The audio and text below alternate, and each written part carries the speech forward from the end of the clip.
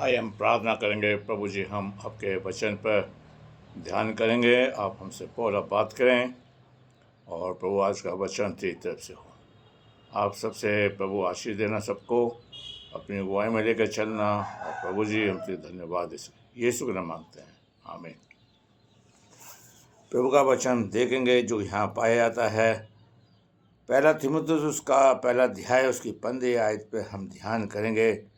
और पौलुस इस पत्री को लिखता और कहता है, ये बात सच और हर प्रकार से मानने के योग्य है कि यीशु मसीह पापियों को का उद्धार करने के लिए जगत में आया, जिसमें सबसे बड़ा मैं हूँ। परमेश्वर अपने वचन के पढ़े और सुने जाने पर आशीष देता। पौलुस जो प्रभु का दास है और इस बात को मानता है कि मैं एक पापी हूँ, और ये कह रहा है यीशु मसीह पापियों को बचाने के लिए इस जगत में आया है। क्या मैं और आप ये मानते हैं कि हमने पाप किया है, या हम ये कहते हैं हम माँ के पेट से पापी हैं? दाऊद भजन संहिता 51 में लिखता है और कहता है कि मैं माँ के पेट से मैं अपराधी हूँ, पापी हूँ, और माँ के पेट में मैं पाप से उत्पन्न हुआ हूँ। काश प्रभु करे कि हमारी बुद्धि को खोले, हम जान सकें और प्रभु के सामने कहें कि प्रभु मैं भी पापी हूँ। और पौलुस कहता है कि ये बात सच और तरह से मानने के योग्य है कि यीशु मसीह पापियों को बचाने के लिए जगत में आया। आप और मैं, हम सब बच जाएं, क्योंकि पाप ने हमारी ज़िंदगी के अंदर पाप का अंश पाया जाता है। आदम ने पाप किया और आदम के द्वारा क्या पाप जगत में आया, और जगत के द्वारा हमारे अंदर पाप है और हम सब पापी हैं। बाइबल भी कहती है सब ने पाप किया और परमेश्वर की महिमा से रहित हैं।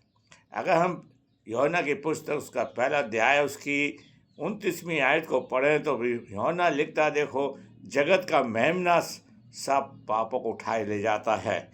मेरे प्यारे भाइयों, अगर पाप है तो इसलिए शब्द आया है, डिक्शनरी में आया, बाइबल में आया है, और सब ने पाप किया, परमेश्वर की महिमा से रहित है। हमें कुछ नहीं करना मेरे प्यारे भाइयों, मुझे और आपको यीशु मसीह के सामने अपने पापों को मानना है, तौबा करना है। प्रभु मैं पापी हूँ, मेरे पाप क्षमा कर।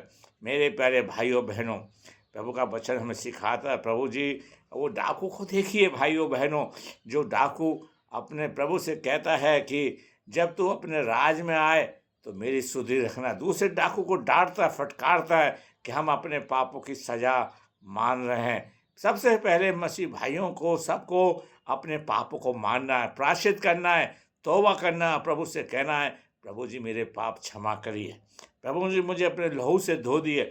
और आपको प्रभु के सामने जब अपने, और बाइबल भी बताती है क्योंकि हम प्रभु के सामने अपने पापों का अंगीकार करें, और हमारे पास एक सहायक है, वो है अर्थात यीशु मसीह, जो हमें सब पापों से मुक्ति दे सकता है।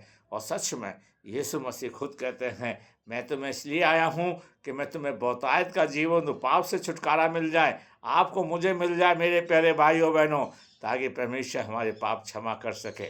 मेरे प्यारे भाइयों बहनों, परमेश्वर चाहता है हमारे पाप जैसे भी अग्रवाणी रंग के हों, इसलिए शायद लिखता है कि पहला अध्याय की 18वें, चाहे तुम्हारे पाप कैसे भी रंग के हों उसे मैं हिम के समान सफेद कर दूंगा। आइए हम यीशु मसीह का लहू अपने ऊपर ले। यीशु मसीह हमारे पापों के लिए मारा गया है, उसने हमारे लिए अपनी जान दी है, उस खून को हम व्यर्थ ना जाने दें मेरे प्यारे भाइयों बहनों।